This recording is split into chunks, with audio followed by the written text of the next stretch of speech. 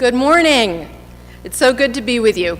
I'm Reverend Liz Lerner-McClay, and I welcome you to this morning and this service at the First Unitarian Church of Providence. We love beyond belief here, and this is the day we have been given. So let's make the very most of it, starting right now together.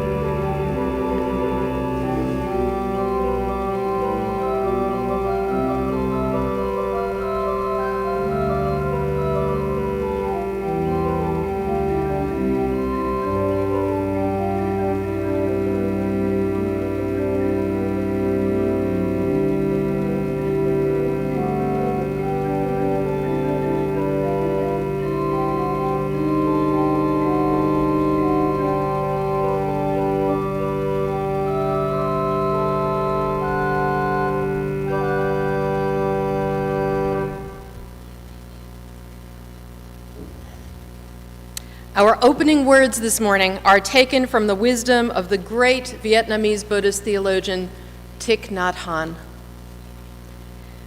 Waking up this morning, I smile. 24 brand new hours are before me. I vow to live fully in each moment and to look at all beings with eyes of compassion.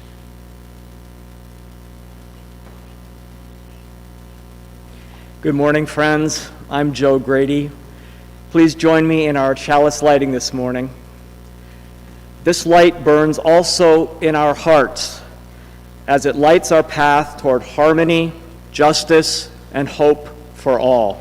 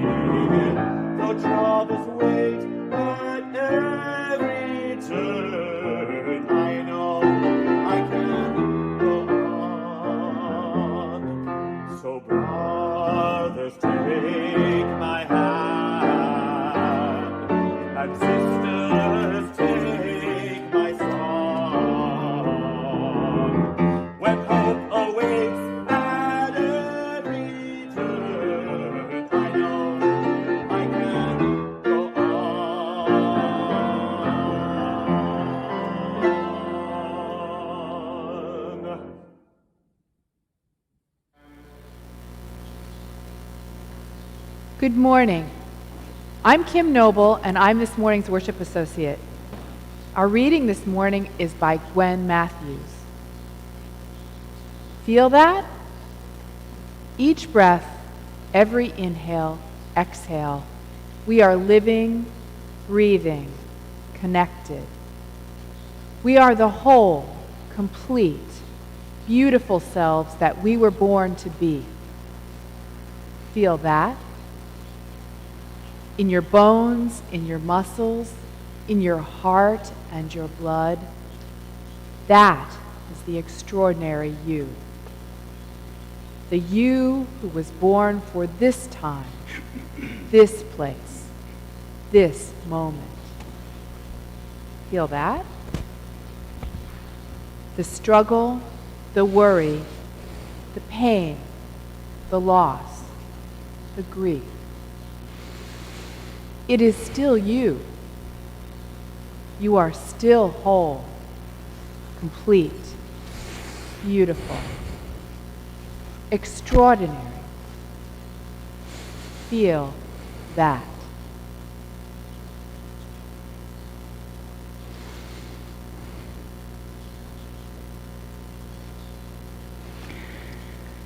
Good morning. Let us share the joys and the sorrows that connect us.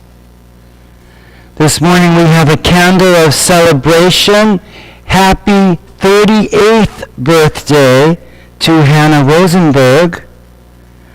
And another candle of celebration, happy 65th birthday to Joseph Reek. A candle of joy, Graham Nye is returning home with his second round of vaccine complete. And a candle of hope that Steph Carroll heals from a full-body rejection of a Newport and kicks MRSA butt at the same time. Candle of peace, Rose Pearson is caring for her ailing husband. The candle of hope, Lucille Riccatelli considers her health options. And a candle of sympathy, Cindy Baptiste's mom, Rita, passed away on Friday. A consummate volunteer that never stopped to look for thank you along the way. Rita's mom, Rita, was giving to one and to all. Cards are appreciated, and she will be greatly missed. It is a sad but important tradition for us to ring our steeple bells in times of mass shooting or natural catastrophe. Today we ring our bells to honor the victims of the Atlanta area shootings. 8 people lost their lives and 1 person was wounded in an appalling act of senseless violence.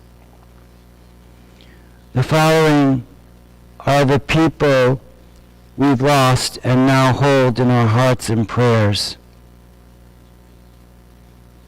Delania Ashley Young, 33. Paul Andre Michaels, 54. Exoji Tan, 49. Dayu Feng, 44. Sunjung Grant, 42. Suncha Kim, 69. Sun Chung Park, 74. Young Yu, 63. And seriously wounded is the newly married LCS Hernandez Ortiz, only 30 years old.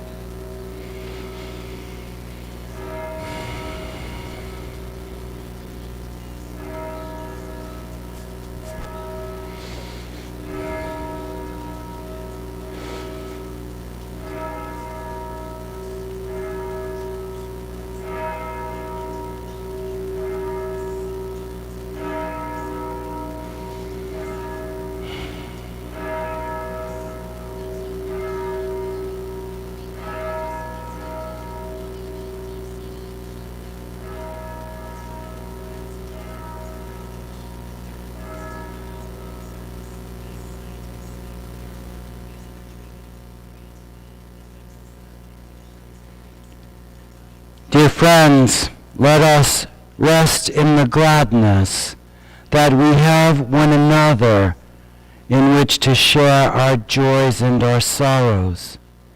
Indeed, it makes all the difference.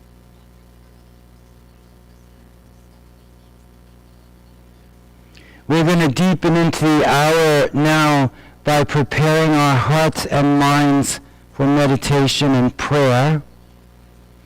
I'm going to offer an original prayer followed by a time of silence. If you at home have lost someone in the past year that you're remembering this morning, please stand with us or raise your hands to participate in silent tribute. The silence will end this morning with the ringing of a gentle chime.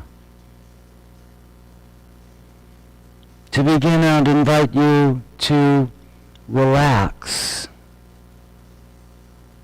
to let yourself sit where you're sitting, to feel your body gently relax, releasing tension. Maybe have a soft focus.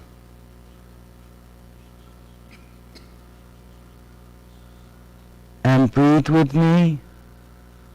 One deep breath.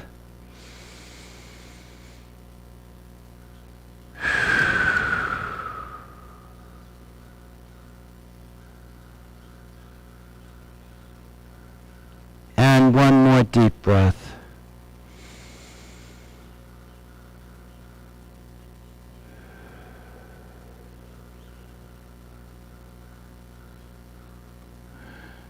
Source of all, eternal love, help us not to disconnect when we feel broken and alone.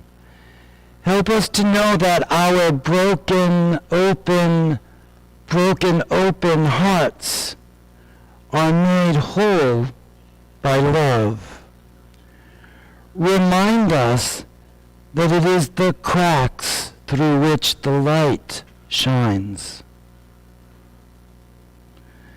Stay close to those of us who are suffering most. Remind us that we are never really alone. Guide us with grace. Remind us to trust in the connections that give and sustain our lives. Remind us to trust in respect, support, love, and joy. Help us lead with compassion for ourselves and for one another, that we may use our lives to bless the world.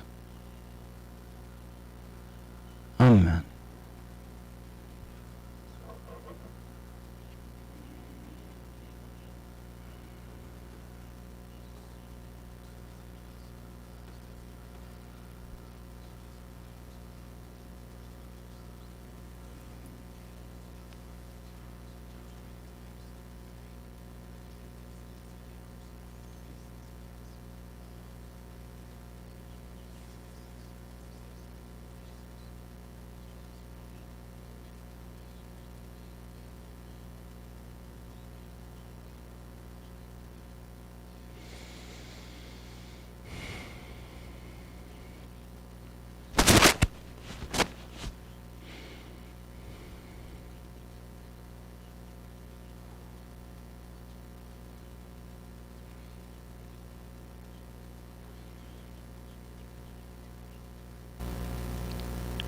So may it be.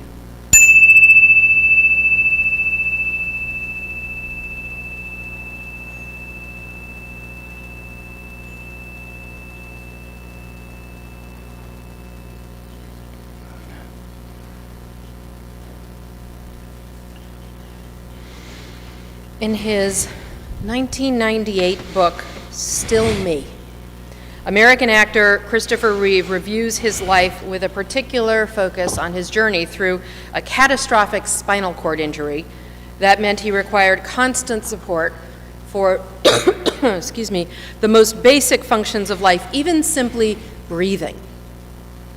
He opens the book talking about an idea that he got a few months after his accident for a movie. The story would be of a quadriplegic who lives in a dream. During the day, he's helpless in the hospital, but at night he dreams he's whole, as Christopher Reeve put it. He's whole again, and he can do everything. Most of all, he loves to sail, so he goes night sailing in his dreams all the time. And as the days become weeks and months, the dreams become more and more vivid until they become real. They become real, and he leaves his bed every night for another perfect night sail, beginning to wake up after a while with his hair still damp from the sea spray in the hospital. Initially, he had been depressed by his circumstances and withdrawn. But as his dreams become real, he pulls out of the depression and becomes more interactive, more accessible again to his wife and children who love him, and regaining his connections to love and life, even though his days are still ruled by the exact same struggles. At night, he sails off a coast where an old man watches the beautiful moonlit sailboat from his cabin by the shore. And sometimes the old man walks out to his dock, and the yearning in his eyes as he watches the gliding sailboat shows how much he loves, not envies, but admires the boat and the man who gets to sail it. Eventually, the sailor realizes that he could stay in his beautiful escape. Just keep sailing on, doing what he loves most, sailing and sailing down the path of moonlit sea until he dropped, that he could die happy on his boat, leaving everything and everyone behind. In fact, he decides to do just that. He decides to do just that, and that night, he begins to guide his boat out on that last great journey. But then he thinks of his children and his wife, the renewed connections and joy that they have found again together, even though they are all daytime connections when he is helpless and bound to his bed. But he is in love again and loving and coming out of his depression, and he does not want to leave them. So he turns the boat around, and he sails back, and he sails up to the dock of the old man who has sometimes stood there watching. And when the old man comes down to greet him, he says, "Here, this is for you." He gives the older man the beautiful boat, and he goes back to the hospital, and he wakes up, and he's frozen and a quadriplegic again. But he can live now in a new way, or a renewed way, because he has a future with his family and a recovery that he is making that is apart from his paralysis. Having shared this vision for the film, Christopher Reeve then says that, of course, the story is informed by his own life, but it's not his story, because his family saved him from the very beginning. And he says, when a catastrophe happens, it is easy to feel so sorry for yourself that you cannot even see anyone around you. But the way out is through your relationships, what other people around you need. And that is the answer, the warming power, this is me now, the warming power that Christopher Reeve found for the dilemma of being frozen. I reread my copy of Still Me to refresh the details of that opening story. I got this book from Christopher Reeve himself.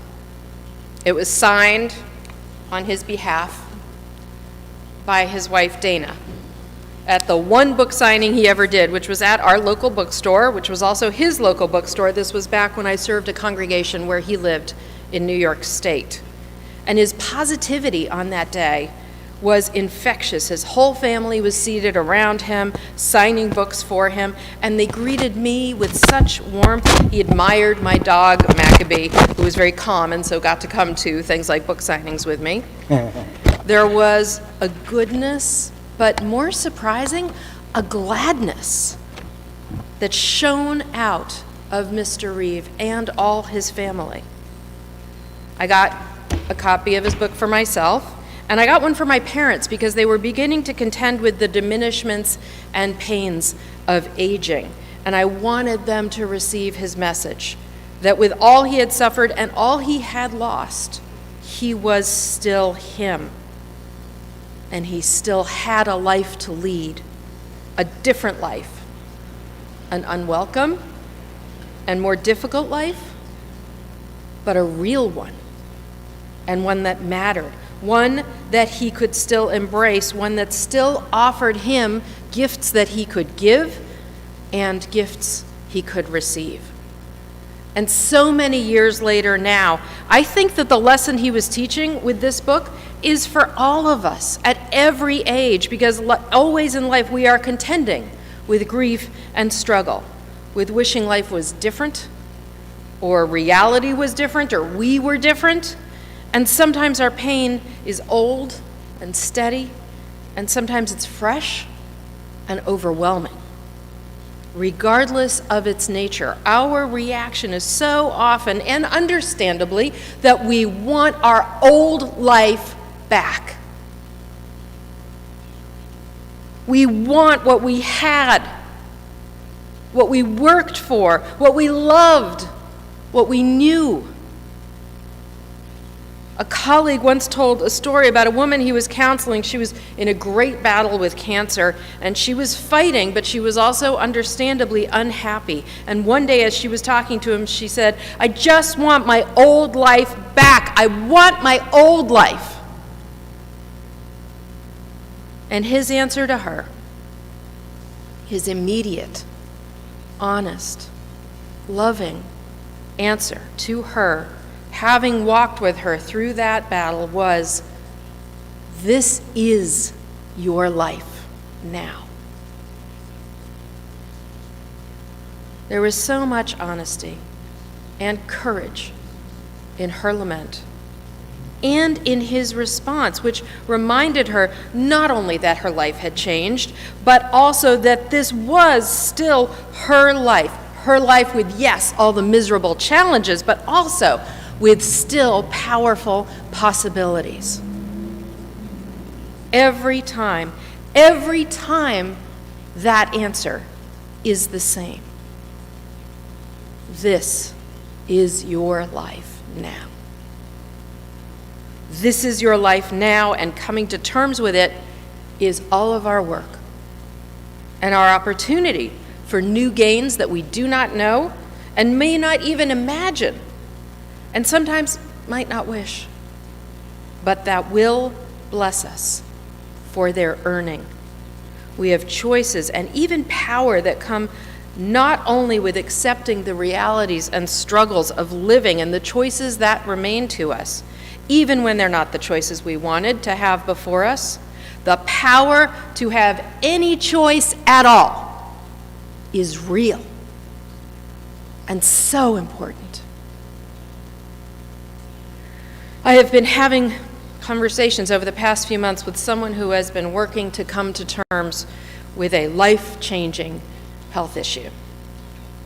About every 3 weeks or so, we talk on the phone. He is such a good man, and he deserves way, way better than this. At first, our conversations were all about what he was going through and the deep unfairness of it, and the loss of the future that he wanted and worked for and deserved, and the endless adaptations and compromises and injustices that will be part of a best-case scenario now for him. Plus, the added burdens and deprivations of COVID on top of everything. But lately, that conversation has begun to shift, as it has to, to contending with the reality that this is his life now, to the building of this different life, to recognizing the gifts that are still present for him if he can perceive and honor them, if he can own and make the most of his life that will never be the same, if he can accept it, if he can embrace it. We don't have to start with the "this is your life now" understanding. That's not what I'm suggesting. In fact, I think with any great loss or sorrow, that's not possible. Acceptance is always a journey. It's a reckoning. And reckoning takes time by its very nature. But we do have to get there and understand the power and the potential that comes with this spiritual journey. It is not always yearning for what is past. Sometimes it's a yearning for what we anticipate. The spiritual common denominator is the yearning.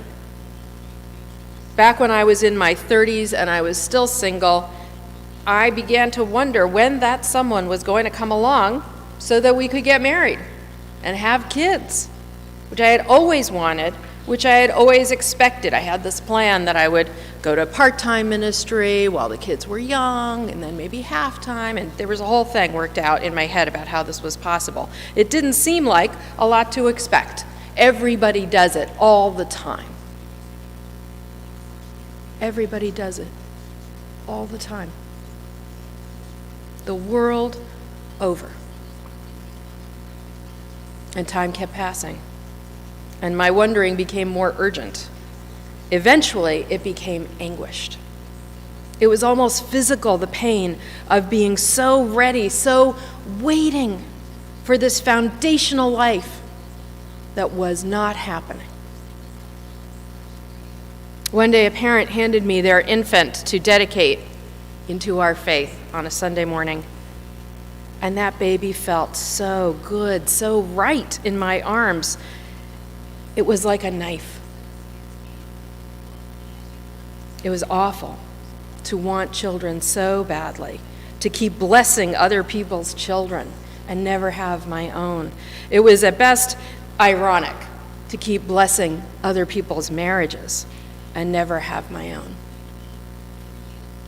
I began to see where that bitter old maid stereotype would come from in my own growing resentments and aching around all of this. And seeing it, I realized that I had to let it go. All of that was not going to be my life. I didn't want to resent my people, my friends, my family for having what I wanted. I was not willing to dwell there. I began to do a lot of work with a counselor to come to terms with this life, which would never be what I sought, what I thought, what I wanted most of all. I worked to accept that this was my life now, a different life than the one I expected, but a good life with so much to be grateful for. And I got there. It didn't mean that the pain went away. It is still there. It will always be there. But it did mean that the pain of not having my own kids got balanced by gratitude and by my own emotional, spiritual investment in this different path. My counselor likened it to doing tortuous yoga. She is super into yoga. I am not at all into yoga, but you don't have to be into yoga to get this metaphor. She talked about being in a class where the yoga instructor put them into an incredibly difficult, even painful pose, and then told them all to hold it, to hold the pose, saying, "Find the peace in the position." And then, after a small while had passed, and they were perhaps beginning to find the peace in the position, the instructor said, "Find the fun in the position. Wow. Okay. I have a vocation I believe in. Such meaningful work. And this congregation that I serve and love, to my surprise, I ended up with a wonderful spouse. I am grateful for him every day. I have stepchildren and goddaughters, and they all mean so much to me.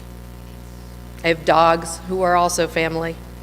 I have a life with so much beauty and heaps of blessings, and I feel and honor that reality every day, and I need to. I laugh with my colleagues. I dance in my kitchen. I honor what I mourned. I appreciate what I have, and I recognize what is still possible. And this has brought me from an experience of brokenness to an experience of wholeness.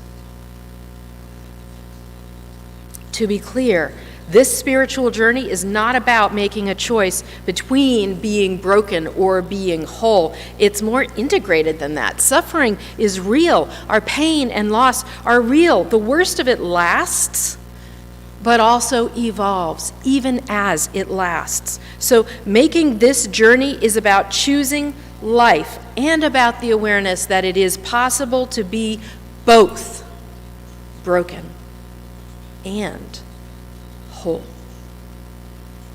The body shows us. The body shows us. Healing often doesn't mean it's as if we were never injured. Bone often knits together most strongly where it was broken. And on an X-ray, you can see what has happened. Skin forms visible scars in a place where it was badly damaged. Sometimes an injury heals fully and still leaves a tender place that reminds us to be careful with it. The hurts leave their mark as within the healing and renewal. Part of it, part of the whole. And this holds for our souls as well as our bodies, for our psyches as much as our skin. These personal journeys, these lessons of the body and the spirit hold even for the largest challenges that we are facing and sharing together. COVID is like this. The climate crisis is like this. The entrenched roots of institutional racism and white supremacy are like this. The strange new struggle in our nation about what is true and what is good is like this. They are not what we wanted. And we have every right to feel sad and tired about all the terrible things that they inflict on us, on everyone, everywhere, to yearn back to when breathing wasn't threatening,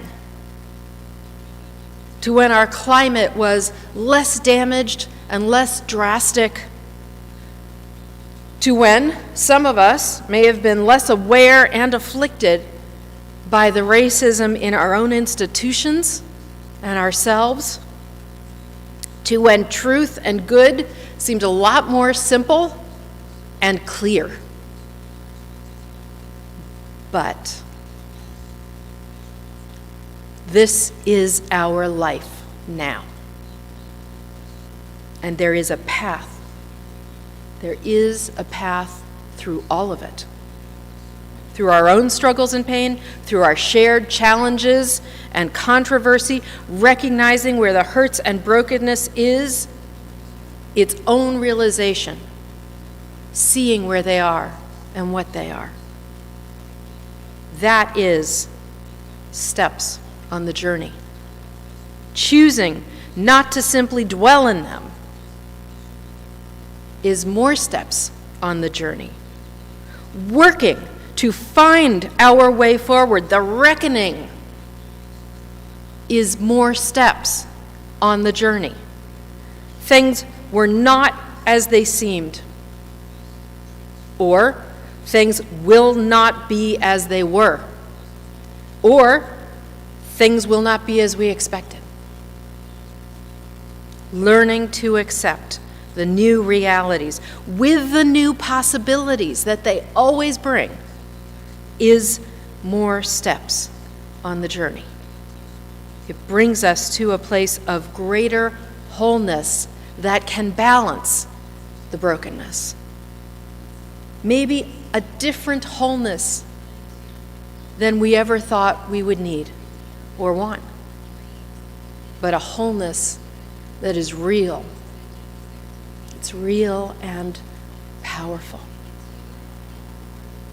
All that is within you, all that is within me, all that is possible for every one of us and possible for us all together.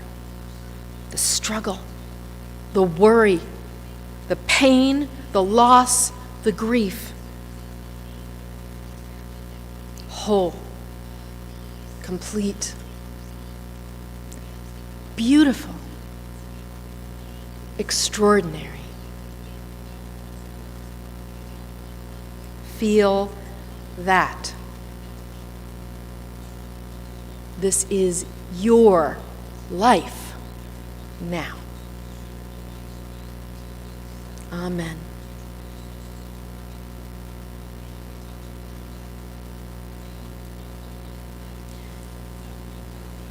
And this brings us to our offering time, our opportunity to keep practicing generosity. We see that most of you aren't doing this in the moment during the service, which is great because we want you to hear the beautiful offertory that Fred plays every week. But please, please take time after the service to make a gift, to make a weekly gift, your opportunity to practice the small and constant generosity that makes a huge difference to this church. Many, many, many thousands of dollars over the course of a year. We're pretty low on that this year. If you haven't done it yet, please give this week.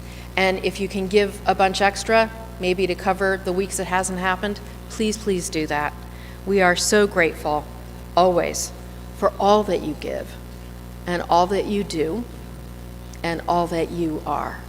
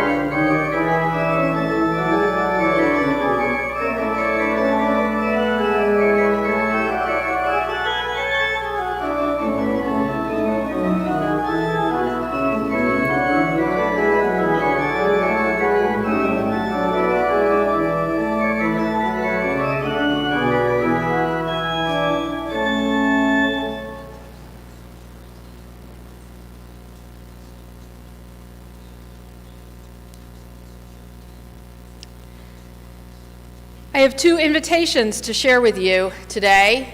The first one is about later today. We are so excited. We have Spring Cleaning for the Soul, a presentation of story, song, and spoken word to refresh our spirits. It is happening today at 4 o'clock sharp.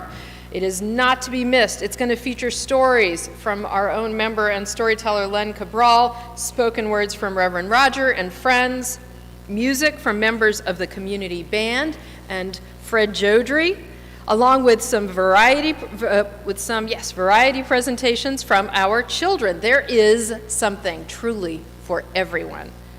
The Zoom link is in the Friday email this week, so please make sure you set an alarm or mark your calendar or are present to enjoy the Spring Cleaning for the Soul later today. What a perfect day for that. And the second thing is, the second invitation, how do we turn love into action? During this time of enduring the pandemic and the urgency of staying safe and keeping others safe, often to the point of isolation. We know and feel that our community, our members and friends, each of us need each other more than ever, and we have been working to be there for all of us and the larger community more than ever before. We recognized that virtual services would be the way we worship and come together, and our technology has required extensive updating to capture the feeling of being here the best we possibly could. We have made those adaptations thanks to our volunteers and staff and those of you who provided funds to go forward with this essential step. Because of those profound efforts and support, we continue to enjoy worshiping together. We keep getting better at it every single week. We learn something new. We gain a strength. Now, as a church community, we are asked to continue to do more than ever before. So, please make your pledge this week and pledge as generously as you are able. The church is asking people to increase your pledge gift by a modest 5%. If most of us can raise our pledge by at least that much, we will be able to make the small increases for the few and very needful budget additions necessary for the coming year. If you can do more, if you are someone who can raise your pledge by 7 or even 10%, please do that. Because we know that there are folks in our community who have been hit hard during this pandemic and who won't be able to make an increase, who may even have to reduce their pledge. If you are one of those heavily impacted by this pandemic, please just do what you can with your giving, knowing that we will use your gift gratefully and carefully. And it doesn't say this in my script, but I have to say, the people who are working on our commitment drive this year have so many things they're doing, and it is really time for us to make it easier on them. Please make your pledge this week. If everybody makes their pledge this week, we will not have to have the whole month of sweeping up and shoveling and pursuing people to get generous pledges that people have just lost track of. They meant to do it, they didn't get to it. We understand that. We are grateful. Please just do it, though, and make it easy, especially this year, on the folks who are doing so much to bring our commitment drive home. We are making it easier all the time to give online. Go to the giving page on our website, and you can make your annual pledge that way by clicking through the options there for annual pledging, or feel very free to do it the beautiful old-fashioned way. Use the pledge card and envelope which came in the mail with your packet. And thank you in advance for your commitment to this church and to its welfare. Our closing words come from the writing of my very good friend and good troublemaker, the Reverend Khaki McTeague. May the light around us guide our footsteps and hold us fast to the best and most righteous that we seek. May the darkness around us nurture our dreams and give us rest, so that we may give ourselves to the work of the world. Let us seek to remember the wholeness of our lives, the weaving of light and shadow in this great and astonishing dance in which we move.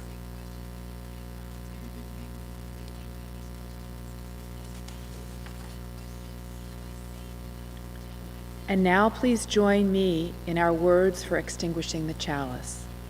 We carry the flame of peace and love and hope until we meet again.